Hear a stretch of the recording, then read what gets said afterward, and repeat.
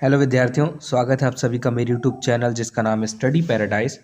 आज की इस वीडियो में हम कक्षा 10वीं के जो क्षितिज भाग 2 पुस्तक है में पद्यखंड के अंतर्गत अध्याय 4 उत्साह अट नहीं रही है, अध्याय 5 यह दंतुरित मुस्कान फसल और अध्याय 6 संगतकार के वन लाइनर देखेंगे। ये वन लाइनर आपको 30 अंकों के ऑब्जेक्टिव प्रश्नों में काफ़ी मददगार साबित होंगे और आपके एग्ज़ाम्स में भी ज़्यादा समय नहीं बचा है, तो ये आपके शॉर्ट रिवीजन के तौर पर आप इन्हें ले सकते हैं।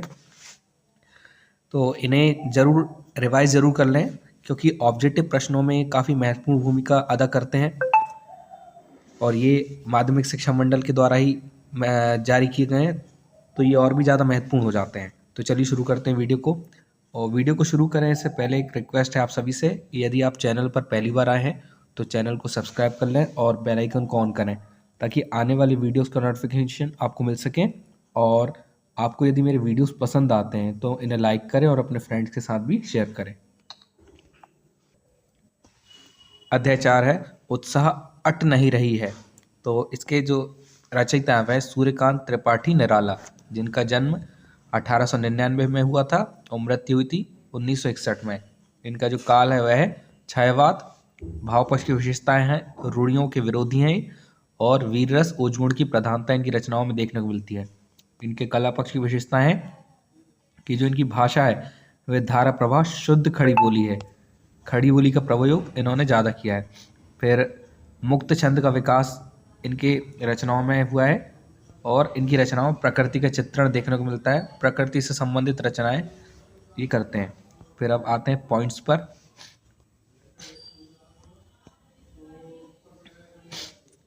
तो इम्पोर्टेंट वन लाइनर्स हैं। सूर्यकांत त्रिपाठी निराला की प्रमुख रचनाएं अनामिका, परिमल, कुकुरमुत्ता एवं नए पत्ते हैं। फिर निराला रचनावली के 8 खंडों में उनका संपूर्ण साहित्य प्रकाशित है।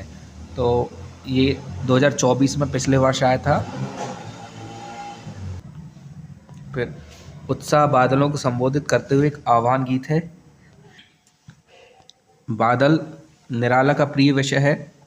उत्साह कविता में ललित कल्पना और क्रांति चेतना दोनों हैं। क्रांति उत्साह से आती है, तो इससे संबंधित ऑब्जेक्टिव भी 2023 में आया था। बादलों को नवजीवन वाले कहा गया है। फिर अट नहीं रही है कविता में फागुन मास या वसंत ऋतु की सुंदरता का वर्णन है।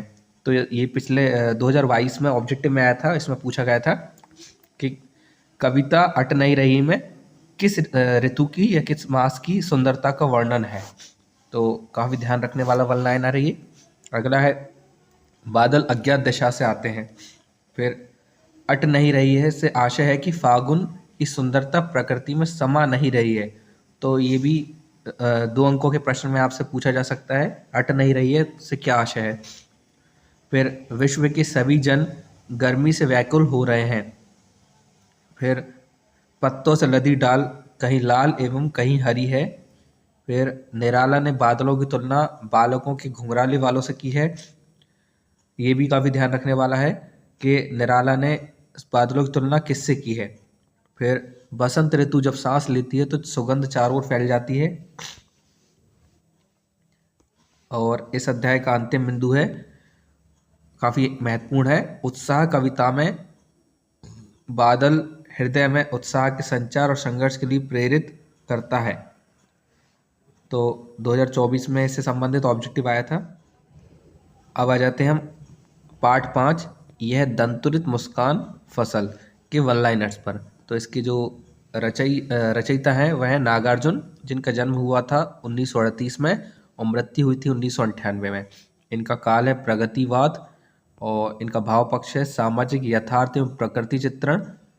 फिर इनकी कला पक्ष है वह प्रगतिशील विचारधारा और सामाजिक व्यवस्था। समाज से संबंधित ज़्यादा रचनाएं की हैं इन्होंने। अब इनके जो इस अध्याय के वन लाइनर हैं वो देख लेते हैं। नागार्जुन की प्रमुख काव्य कृतियाँ हैं युगधारा, सतरंगे पंखों वाली, हजार हजार बाहों वाली। तो ये रचनाएं 2024 में पूछी गई थी, इसलिए काफ़ी अच्छे से याद रखेंगे आप इनकी रचनाओं को, युगधारा, सतरंगे पंखों वाली, हजार हजार बाहों वाली। तो आपसे रचनाएं पूछी जा सकती हैं। नागार्जुन जी की। फिर आगे है नागार्जुन का संपूर्ण कृति नागार्जुन रचनावली के साथ खंडों में प्रकाशित है। तो ये काफ़ी महत्वपूर्ण इनकी रचना है नागार्जुन रचनावली। फिर मातृभाषा मैथिली में नागार्जुन यात्री नाम से प्रतिष्ठित हैं। फिर नागार्जुन को आधुनिक कबीर भी कहा जाता है। तो ये भी पूछा जा सकता है आधुनिक कबीर किसे कहा जाता है, या आधुनिक कबीर खालिस्तान को कहा जा सकता है, या आधुनिक कबीर निम्न में से किसे कहा जा सकता है। और 4 ऑप्शंस आपको दिए जा सकते हैं। तो आप सीधे तौर पर याद रखें, ये आपसे सही विकल्प में या रिक्त स्थान में कैसे भी पूछा जा सकता है। फिर यह दंतुरित मुस्कान कविता में छोटे बच्चे की मनोहारी मुस्कान का वर्णन है। फिर अगला बिंदु है कवि का मानना है कि बच्चे की मुस्कान की सुंदरता में ही जीवन का संदेश है। फिर दंतुरित मुस्कान की मोहकता तब और बढ़ जाती है जब उसके साथ नजरों का बांकपन जुड़ जाता है। फिर फसल शब्द सुनते ही खेतों में लहलहाती फसल आंखों के सामने आती है। फिर अगला वन लाइनर देखिए, फसल ढेर सारी नदियों के पानी का जादू है, किसान के हाथों के स्पर्श की गरिमा है, कई खेतों की मिट्टी का गुणधर्म है। तो 2024 में से संबंधित विकल्प आया था। हम आने वाली वीडियोस में पिछले वर्षों के पेपर और जो पिछले वर्ष के चारों सेट है वो और उनके जो मॉडल आंसर्स है वो भी हम अगली वीडियोस में आने वाली वीडियोस में देखेंगे।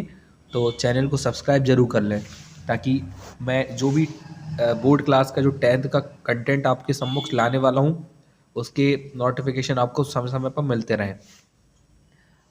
आने वाला जो हमारा जनवरी का महीना मुख्य रूप से महत्वपूर्ण चीज़ों पर ही फोकस रहेगा ताकि आपकी जो अब तक की तैयारी आपने की है उसका आप मूल्यांकन स्वयं कर सकें। आते हैं अगले वन लाइनर पर, दही घी शहद जल और दूध के योग को पंचामृत कहते हैं। तो पंचामृत में दही घी शहद जल और दूध का सम्मिलन होता है। फिर कनकी का अर्थ तिरछी निगाह से देखना है। फिर अगला जो अंतिम वन लाइनर है, नागार्जुन का मूल नाम वैद्यनाथ मिश्र था। तो ये भी काफ़ी महत्वपूर्ण वन लाइनर है, नागार्जुन जी का मूल नाम वैद्यनाथ मिश्र था। अब आते हैं अध्याय 6 के वन लाइनर की ओर, जो कि इस पद्य खंड का अंतिम अध्याय है आपकी कृति का भाग 2 पुस्तक का। अब पार्ट 6 है संगतकार। तो इसके कवि हैं मंगलेश डबराल, जिनका जन्म हुआ था 1948 में और मृत्यु हुई सन 2020 में। और इनका काल है आधुनिक काल। भाव पक्ष की विशेषताएं हैं सामाजिक और राजनीतिक जागरूकता और सामंती बोध और पूंजीवादी छल का प्रतिकार। फिर कला पक्ष की विशेषताएं हैं प्रगतिशील विचारधारा, सामाजिक व्यवस्था और आधुनिक भाषा और विचारशीलता। तो ये अभी हाल ही के कवि हैं जिनका निधन सन 2020 में यानी 4 वर्षों पूर्व हुआ है। आते हैं वन लाइनर्स पर। मंगलेश डबराल का जन्म टिहरी गढ़वाल, जो कि उत्तराखंड में है, के काला पानी गांव में हुआ। मंगलेश डबराल भोपाल में भारत भवन से प्रकाशित होने वाले पूर्व ग्रह में सहायक संपादक हुए। फिर मंगलेश डबराल लखनऊ से प्रकाशित अमृत प्रभात में भी नौकरी की। फिर मंगलेश डबराल के 4 कविता संग्रह प्रकाशित हुए, पहाड़ पर लालटेन, घर का रास्ता, हम जो देखते हैं, आवाज़ भी एक जगह है। फिर मंगलेश डबराल को साहित्य अकादमी पुरस्कार से सम्मानित किया गया है। फिर संगतकार कविता गायन में मुख्य गायक का साथ देने वाले संगतकार की भूमिका के महत्व पर विचार किया है। फिर मुख्य गायक की आवाज़ चट्टान जैसी भारी थी। तो इससे संबंधित विकल्प 2023 में आया था। तो अब बढ़ते हैं इसी श्रृंखला में आगे। अगला वन लाइनर है, संगतकार की वह सुंदर कमजोर कांपती हुई आवाज़ शायद मुख्य गायक का छोटा भाई का या शिष्य था। फिर काफ़ी महत्वपूर्ण वन लाइनर, संगतकार के माध्यम से कवि ने उन व्यक्तियों की ओर संकेत किया जो मुख्य गायक के गायन में उत्साह बढ़ाने का कार्य करते हैं। तो संगतकार में मुख्य रूप से उन व्यक्तियों की विशेषता बताई गई है या महत्व बताए गए जो मुख्य कवि के साथ में पीछे गायन करके उसका सहयोग करते हैं। इससे संबंधित विकल्प 2023 में आया था। तो संगतकार में किन के लिए जो किन की मुख्य भूमिका दर्शाई गई है इससे संबंधित आपसे पूछा जा सकता है। फिर सफलता के पास शिखर पर पहुंचने के दौरान यदि व्यक्ति लड़खड़ाता है तब उसे सहयोगी हिम्मत धैर्य उत्साह बढ़ाकर संभालता है। फिर संगतकार मुख्य गायक के सुर में सुर मिलाकर उसे बुलंदी पर पहुंचाने में मदद करता है। तो संगतकार यानी मुख्य गायक के साथ में या संगत में गाने वाला। फिर ध्वनि मध्य सप्तक के ऊपर हो तो तार सप्तक कहते हैं। फिर संगतकार मुख्य गायक का ढांढस बंधाने का कार्य करता है। तो ये थे हमारे पद्य खंड के सभी अध्यायों के वन लाइनर। अगली वीडियो में हम गद्य खंड के पाठों के वन बाई वन लाइनर्स देखेंगे। तो वीडियो को कैसा लगा है कमेंट बॉक्स में ज़रूर बताएं, और वीडियो पसंद आए तो वीडियो को लाइक करें और चैनल को सब्सक्राइब करें और बेल आइकन को भी ऑन कर लें ताकि आने वाली वीडियोस का नोटिफिकेशन आपको मिल सकें। मिलते हैं अगली वीडियो में।